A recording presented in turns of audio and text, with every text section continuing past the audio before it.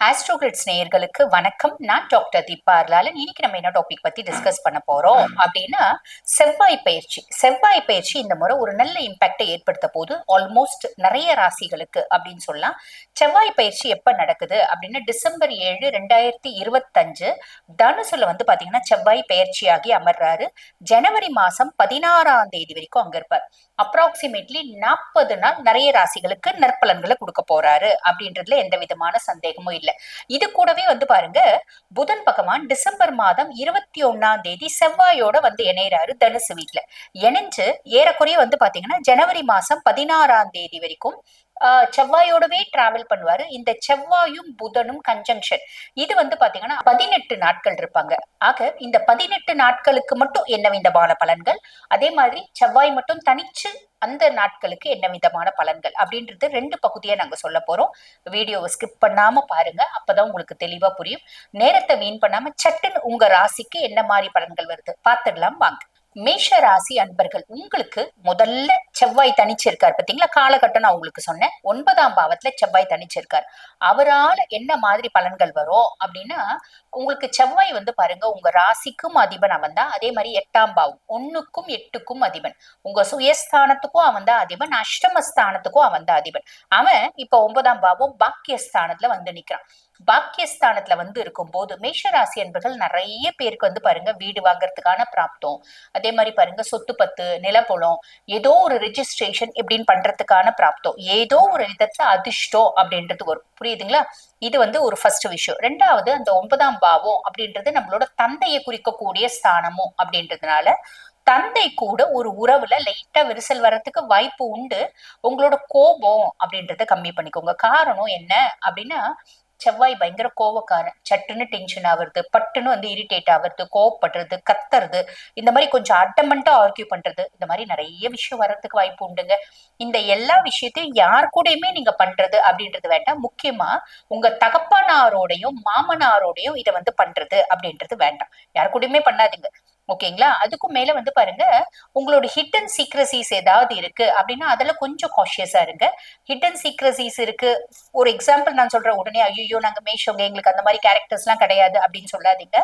In case வந்து hidden சீக்ரசிஸ் இருக்கு, இப்ப திருமணம் ஆகாதவங்க நீங்க ஒரு ரிலேஷன்ஷிப்ல இருக்கீங்க அப்படின்னா, அந்த ரிலேஷன்ஷிப் அந்த கன்சர்ன் பர்சன் இருக்காங்க பாத்தீங்களா, நீங்க ஆண்களா இருந்தா உங்களோட ஹிடன் ரிலேஷன்ஷிப் ஒரு பெண் இருக்காங்க அப்படின்னு வச்சுக்கோங்களேன். அவங்களோட உங்களுக்கு ஒரு விதமான மனஸ்தாபம், மனமுட்டம், அடமெண்டா ஆர்கியூ பண்றது, கோபப்படுறது, டென்ஷன் ஆகுறது, பெருசா வந்து பாத்தீங்கன்னா அடிச்சுடுறது, இந்த மாதிரி விஷயத்தினால அந்த ஹிடன் ரிலேஷன்ஷிப் வெளியே வர்றதுக்கான வாய்ப்பு உண்டு.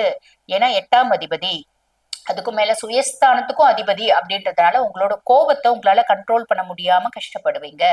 பிரச்சனை இருக்கக்கூடாது, ஃப்ரீயா இருக்கணும். நீங்க வந்து ஹிடன் ரிலேஷன்ஷிப் திருமணம் ஆகாதவங்களுக்கு சொன்னீங்க, எங்களுக்கு திருமணம் ஆயிடுச்சு, எங்களுக்கு ஹிடன் ரிலேஷன்ஷிப் இருக்கு, நாங்க என்னங்க பண்றது அப்படின்னா, same thing for you also அப்படின்லாம்.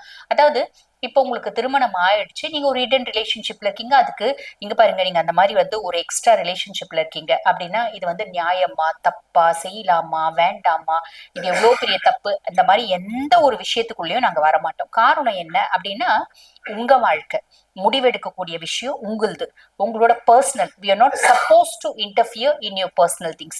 இருந்தாலும் நாங்க வந்து பாருங்க அஸ்ட்ராலஜர்ஸா எங்களுக்கு வந்து பிளானட்ஸ் என்ன சொல்றாங்க அதை சொல்றோம்.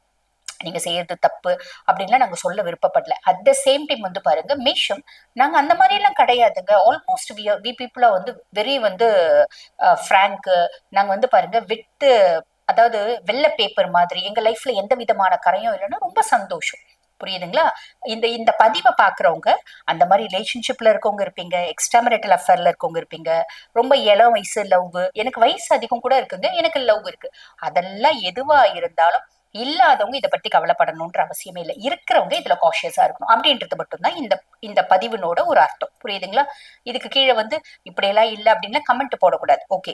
சோ அந்த மாதிரி ஹிடன் ரிலேஷன்ஷிப்ஸ் இருக்குன்னா அது வெளியே வரதுக்கு வாய்ப்பு உண்டு. எதனால? உங்களோட அதிகப்படியான கோவத்தினாலையும் டென்ஷன்னாலையும் இரிட்டேஷன்னாலையும் நீங்க அதை வெளியே கொண்டு வர பார்ப்பீங்க. சோ பிடிக்குது அப்படின்னா உட்காந்து பேசுங்க, பிடிக்கல அப்படின்னா அந்த சுச்சுவேஷன்ஸ் அவாய்ட் பண்ணிட்டு வெளியே வந்துருங்க, இல்லைன்னா வெளியே தெரியறதுக்கான வாய்ப்பு உண்டு. புரியுதுங்களா? சோ இது வந்து பாருங்க, இதுல ஞாபகம் வச்சுக்கோங்க. இது வந்து நம்ம வந்து பாருங்க முற்பகுதி அப்படின்னு வச்சுக்கலாம். அதே மாதிரி பாருங்க, சண்டை போடுறது, கோபப்படுறது, திடீர்னு டக்குன்னு முடிவு எடுக்கிறது. ஐயோ, என் லைஃப்ல இவங்களை வந்து செலக்ட் பண்ணதே தப்புப்பா, இவங்களை அப்படியே பிரேக்கப் பண்ணிக்கணும் அப்படின்ற மாதிரிலாம் முடிவு எடுக்கணும்னு தோணும். அந்த மாதிரிலாம் எடுக்காதீங்க. அதே மாதிரி ஒரு ஃபினான்ஷியல் ஸ்டேட்டஸ்லயும் வந்து பாருங்க, பட்டன் முடிவு எடுப்பீங்க. அந்த மாதிரி எடுக்காதீங்க. இது முற்பகுதி அப்படின்னு சொல்லலாம். பிற்பகுதி இந்த செவ்வாயும் புதனும் இணையறாங்க பாத்தீங்களா, அப்ப என்ன ஆகும் அப்படின்னா, புதன் வந்து பாருங்க 3 மற்றும் 6க்கு அதிபன். இளைய சகோதர தைரியஸ்தானத்துக்கும் அவன் தான் அதிபன், ருணரோக சத்ருஸ்தானத்துக்கும் அவன் தான் அதிபன். இதுல என்ன பிளஸ், நீங்க அந்த மாதிரி ஒரு காம்ப்ளிகேஷன்ஸ் வருது அப்படின்னா கூட இந்த புதனோட இணைவு என்ன தாக்கத்தை ஏற்படுத்தும் அப்படின்னா, அதை எப்படி நான் டீல் பண்ணணும், எப்படி நான் வந்து டேக்கிள் பண்ணணும். அவங்க பயங்கரமா கோவத்துல இருக்காங்க அப்படின்னா கூட அதை பேசியே நான் எப்படி சமாளிக்கணும். இந்த ஒரு சமயோஜித புத்தியும் புத்தி கூர்மையும் வந்து பாத்தீங்கன்னா, இந்த புத்திசாலித்தனத்தையும் புதன் உங்களுக்கு ஏற்படுத்துவான். இதுல எந்த விதமான சந்தேகமும் இல்லை. அதே மாதிரி 3ஆம் பாவத்துக்கு அதிபன் அப்படின்றதால உங்க தம்பி தங்கச்சி ஏதோ ஒரு விதத்துல உங்களுக்கு சப்போர்ட்டிவா இருப்பாங்க அப்படின்னு சொல்லலாம். உங்களோட தைரியமும் தன்னம்பிக்கையும் ரொம்ப வந்து பாருங்க வேற லெவல்ல இருக்கும் அப்படின்னு சொல்லலாம். நிறைய பேர் வந்து பாருங்க கடனை அடைக்க முற்படுவீங்க, கடன் அடைச்சிடுவீங்க. எதிரிகளே இல்லாத ஒரு லைஃப் அப்படின்றத மெயின்டைன் பண்ண முடியும். ஹெல்த் ரிலேட்டட் காம்ப்ளிகேஷன்ஸ் ஏதாவது இருக்கு அப்படின்னா அதை ஓவர் கம் பண்ணவும் முடியும். கவலைப்படணும் அப்படின்ற அவசியம் இல்லை. ஏன்னா இவங்க 2 பேரும் சேர்ந்து இருக்க பாவம் நல்ல பாவம், பாக்கியஸ்தானம் அதிர்ஷ்டஸ்தானம். ஆனா நான் முன்னமே சொன்ன மாதிரி சட்டுன்னு கோவப்படுறது, சண்டை போடுறது இதெல்லாம் வேண்டாம். பெரிய லெவல்ல இன்வெஸ்ட் பண்றீங்க அப்படின்னா உங்க சுய ஜாதகத்தை ஒரு முறை கொஞ்சம் அனலைஸ் பண்ணிக்கோங்க. ஓகேங்களா? இதுக்கு மத்த பிளானட்டரி பொசிஷன் சாதகமா இருக்கா பாதகமா இருக்கா அப்படின்னா, லாபஸ்தான ராகு உங்களுக்கு வந்து சப்போர்ட்டிவா இருப்பான். நீங்க என்ன தொழில் செய்றீங்க அப்படின்னாலும் அந்த ஒரு ப்ராஃபிட்டை ஏற்படுத்துறதுக்கு. அதே மாதிரி பாத்தீங்கன்னா, சனி வந்து உங்களுக்கு விரைய சனியா இருக்கா, ஏழநாட்டு சனியா இருக்கா. ஏழநாட்டு சனியா இருந்தாலும் பெருசா நீங்க கவலைப்படணும் அப்படின்ற அவசியம் இல்லை. சின்சியரா ஒர்க் பண்றீங்க அப்படின்னா மட்டும் போதுமானது. அதே மாதிரி 3ஆம் பாவம் இளைய சகோதர தைரியஸ்தானத்துல குரு வக்ரகதி அடைஞ்சிருக்கா.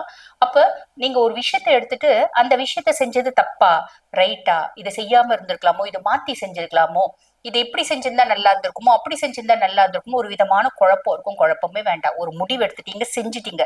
அந்த குழம்பு என்ன ஆக போகுது, எதுவும் ஆக போறது, அடுத்து என்ன பண்ணணும், அடுத்து என்ன பண்ணணும், அப்படி மூவ் ஆன் பண்ணிட்டே இருங்க. அந்த புத்திசாலித்தனத்தை உங்களுக்கு புதன் கொடுப்பா அப்படின்னு சொல்லலாம். 5ஆம் பாவம் கேது பூர்வீகம் சார்ந்து ஏதாவது சொத்து பத்து வீடு வாசல் வரணும் அப்படின்னா பெரிய லெவல்ல இந்த காலத்துல எக்ஸ்பெக்ட் பண்ண வேண்டாம். பியாண்ட் தட் செவ்வாய் வந்து பாருங்க உங்களுக்கு ஏதோ ஒரு விதத்துல குட் லக் அப்படின்றத கொடுப்பான். நீங்க பெரிய லெவல்ல எதுவும் நான் இப்பதான் புதுசா வந்து கேஸ் போட போறேன், கோர்ட்டுக்கு போறேன் அப்படின்னா வேண்டாம். ஆல்ரெடி ஓடிட்டு இருக்குங்க அப்படின்னா செவ்வாயினால ஒரு அனுகூலமான ஒரு பலன் அப்படின்றது வரும். புரியுதுங்களா? நிறைய பேர் வீடு, சொத்து பத்து இல்ல வண்டி வாகனம் ஏதாவது ஒரு ரெஜிஸ்ட்ரேஷன் அப்படின்றது பண்ணுவீங்க. சோ நான் சொன்ன சின்ன சின்ன விஷயங்களை கவனமா இருக்கீங்க அப்படின்னா மட்டும் போதுமானது. இந்த இணைவு உங்களுக்கு நிறைய நல்லது செய்ய காத்திருக்கு. வாழ்த்துக்கள். இப்ப நான் சொன்னது வந்து பாருங்க இந்த செவ்வாய் புதன் இணைவு தனுசுல அதுக்கான பொதுவான பலன்கள். இப்ப இந்த பதிவை பார்த்துட்டு இருக்கோங்க, இல்லம்மா எங்க சுய ஜாதகத்திலயும் நாங்க இந்த இணைவு என்ன மாதிரி இம்பாக்டை ஏற்படுத்த போகுது அப்படின்றத தெரிஞ்சுக்கணும். அதுக்கும் மேல நாங்க வாழ்க்கையில பல முக்கியமான விஷயங்களை முடிவெடுக்கும் தருணம் இருக்கும். கல்யாணம், 2வது திருமணம், ஹிடன் ரிலேஷன்ஷிப், குழந்தை பாக்கியம், சொத்து வாங்குறது, பூர்வீக சொத்துல பிரச்சனை, இந்த மாதிரி நிறைய காம்ப்ளிகேஷன்ஸ் என்ன நடக்கும் தெரிஞ்சுக்கணும் அப்படின்னு நீங்க விருப்பப்பட்டீங்க அப்படின்னா உங்ககிட்ட நாங்க கன்சல்ட் பண்ணிக்கணுமா அப்படின்னு நீங்க விருப்பப்பட்டீங்கன்னா, நான் பேசிட்டு இருக்கும் போதே எங்களோட வாட்ஸ்அப் நம்பர் கொடுத்துருப்பாங்க. அந்த வாட்ஸ்அப் நம்பருக்கு கால் பண்ணி அப்பாயின்மெண்ட் ஃபிக்ஸ் பண்ணி என்கிட்ட பேசிக்கலாம். தேங்க்யூ.